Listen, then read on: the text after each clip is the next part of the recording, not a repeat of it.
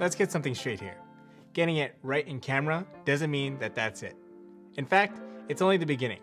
That's why we're gonna make some final touches and some post-processing. In other words, editing our photos. And I'm gonna do it all on a phone. I'm gonna teach you how to edit your photos, show the workflow process, and do it all easy and simple to understand.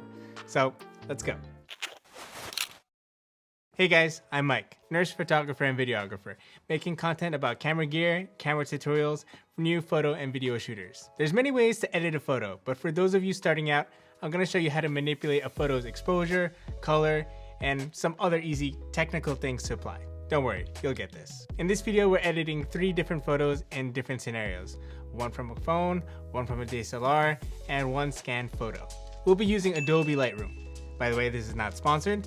It just so happens that it's free for both iPhone and Android. Normally, we would get flexibility by editing raw photos, but for this tutorial, we'll just use JPEGs to demonstrate the basics for anyone looking to get started. So you can edit a photo in any kind of order, doesn't matter, but I usually go down the line in the interface. I do things like crop, make sure the white balance is good, exposure is good.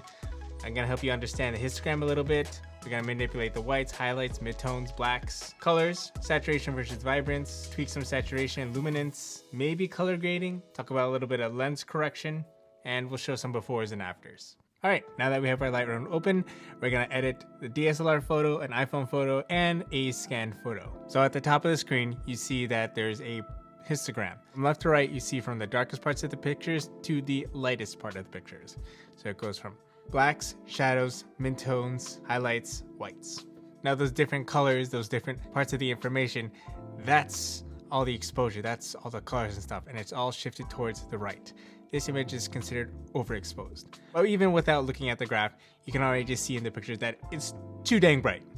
Okay, enough of the nerdy stuff, let's just go straight into the editing. One of the first things I do is crop, but right now I think it's pretty horizontally even. It's not too skewed to the left or to the right, and it looks vertically sound.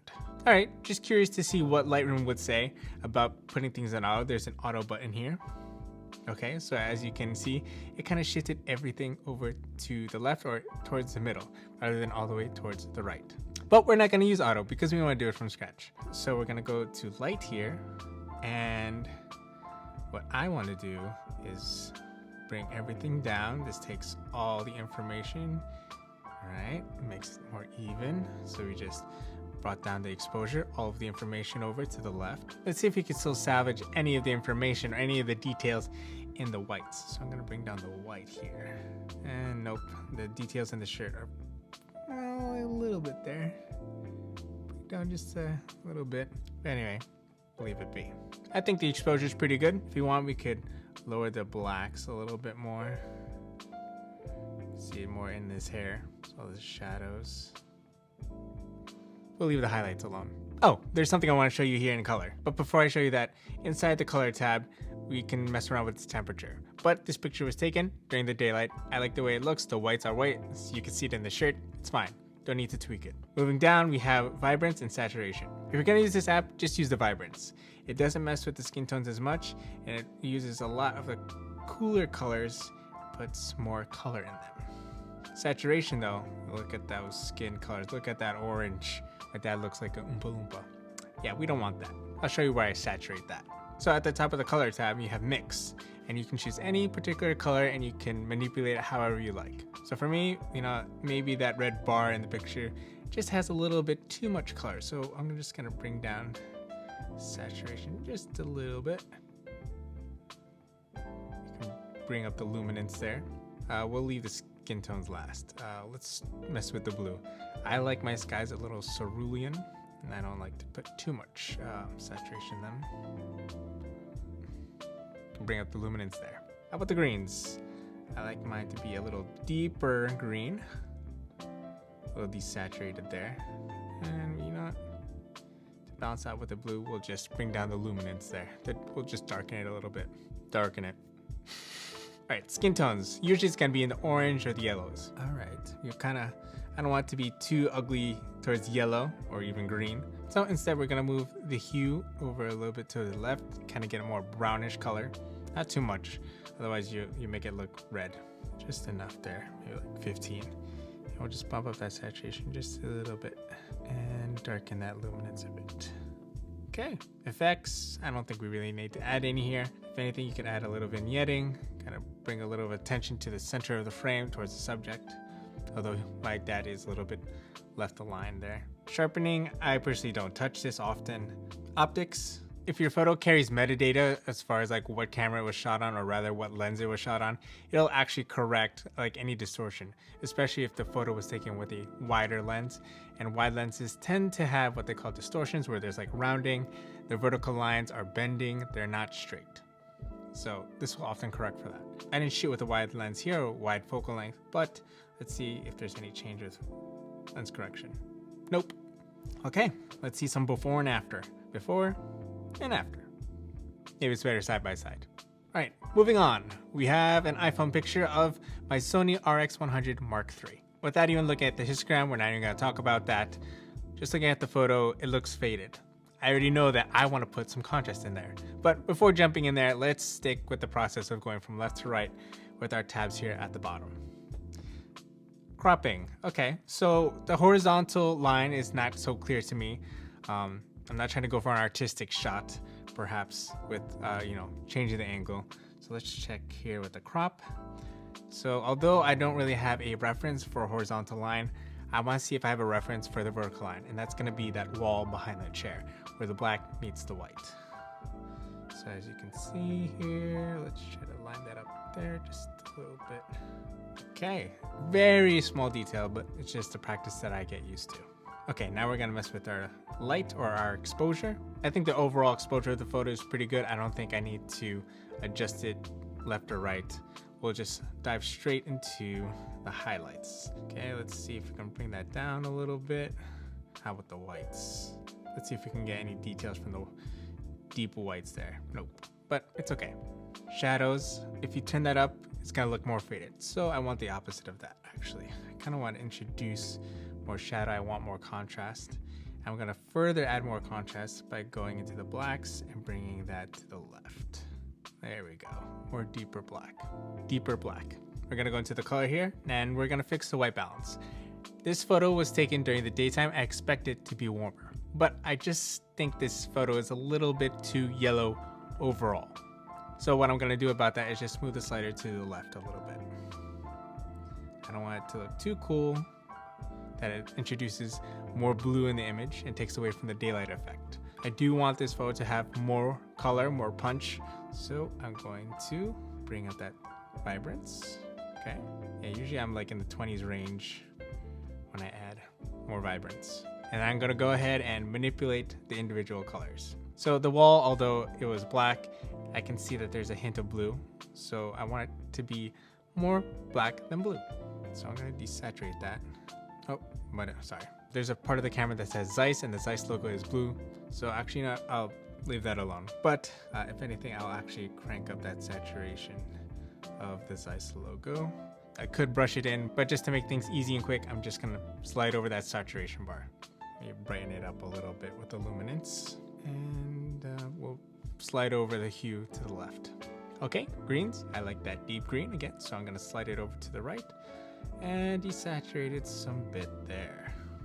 And we can turn down the luminance there, like it just like that. I think the yellows looks good, but I want it to be more on the browner end. So I'm going to go ahead and slide that to the left. Okay, not too orange, just enough to keep that yellow. And just give it a little saturation there. +7 is fine. Luminance, we could brighten it up there. Orange, there's definitely the orange in this picture. We'll just, again, push it a little bit towards the left. Can add just a little saturation as well. And brighten up the photo, or at least brighten up the orange. I'm kind of curious what color is splashing or spilling on the camera. So I'm gonna go ahead and take this, what looks like a crosshair, and I'm gonna go ahead and select a part of that. Okay, so it's kind of like the teal and blue here, or cyan and blue. See if I desaturate the cyan a little bit. Very slight detail. I'm gonna desaturate that. And I'm gonna slide over the hue towards the right. so that the camera looks a little more black like it actually is, rather than blue. All right, let's go into the optics tab and let's see if this will fix anything with this iPhone lens. There's a very slight difference here. I'll just keep it that way. So this is the final image. Here's the before, here's the after. All right, by the way, what device do you prefer to edit your photos with? Phone, tablet, computer? Let me know down below. All right, last photo, and it's a picture of me. Is it obvious? So as you can see, the photo that I scanned, it's got marks, it's got imperfections. Despite that, let's see if we can improve the quality of the photo. So let's slide over, let's go back to the crop tab. Now, if you noticed before, there's white edges there, and that's probably from the scanner that I use. Let's get rid of that. Let's just crop in just a little bit there. Also, let's make sure our constraints here are locked and not free, so we can keep a consistent proportion to the original image. Just a little crop is fine. Similar to the iPhone picture, this photo also looks like it's faded. Let's show you how we use curves. Using the fundamentals of the histogram from left to right, from the darkest parts to the brightest parts, that's how we get to manipulate the curves here. So as you can see, it also is sectioned into 4. I'm actually gonna grab the first quarter of the curve right here in the middle, and I'm just gonna drag that down ever so slowly. Okay, all right. Some people do what they call an S-curve, which is bringing down the first quarter down and bringing up the third quarter up. So it kind of looks like an S. I mean, it could be more extreme, but you just want to make sure it's nice and evenly exposed there. Okay, cool. Now that's with the exposure. You could also do the individual colors, but we're not gonna mess with that. And the reason why you would use curves over these slider bars is just that you can easily manipulate and visually see how well that the transition goes from your darks to your brightest parts of your image. Okay, let's dig right into the colors. Okay, to me, although this was taken with a flash, it still looks too yellow for me. So I'm going to, again, lower that white balance, give it a little more cooler look without it looking too blue. Okay, -4. Just a hair. I'll actually add some more color through the vibrance. Right, 19 should be enough there. And we'll go into the mix. I do skin tones last. I just want to manipulate the blues first. I want it to be a nice deep blue here. I don't want it to be too poppy that it would take away from that beautiful, cute face. And you know, we'll bring down that luminance just a little bit. See if there's any green there. Sometimes I will just straight up look at greens in my image and I'll just, depending on what it is, and I'll just straight up desaturate the whole thing. There's some red in the shirt and there's some red on my lips and maybe even my cheeks there. So I just want it to actually look a little more red. So I'm gonna push it to the left here, saturate it a little bit, and we'll just make that a little dark by bringing down the luminance. Skin tones, skin tones, skin tones, going orange. I think still looks good, but again, a little too yellow. So I'm gonna bring over my hue a little bit to the left. That's the extreme, but let's just bring it over a little bit to the left.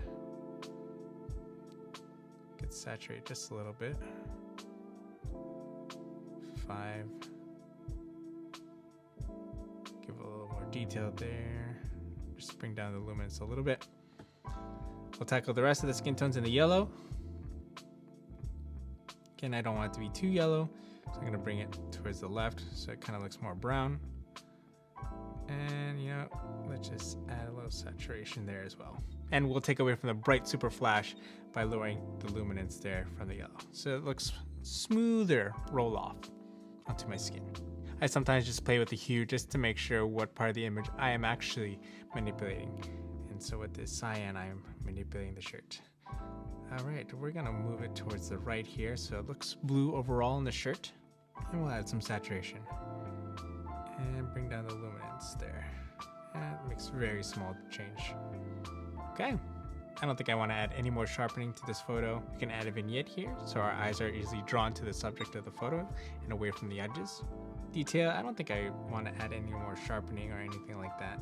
I really like the look of the photo. That's fine, I'm just gonna leave it as is. For the optics tab, this was taken on analog. We won't know the lens information, and probably it's not even in the database, to go ahead and fix whatever distortions there may be. All right, so here's the final image. This is before, and this is after. Generally, I don't go crazy with my edits. I kind of like them to look as natural as can be. Just pop out what needs to be emphasized in the photo, take away from the distractions, and even manipulate the colors so that we get more of the vibe of the photo or the atmosphere in the picture, the mood, whatever you want to call it. But yeah, I'm pretty satisfied. Almost a big jump there though. Well, that was productive. If you're looking for more camera tutorials, we got some over here, or you can check out my other videos over here. I'm Mike, reminding you to shoot for the life that matters. See ya.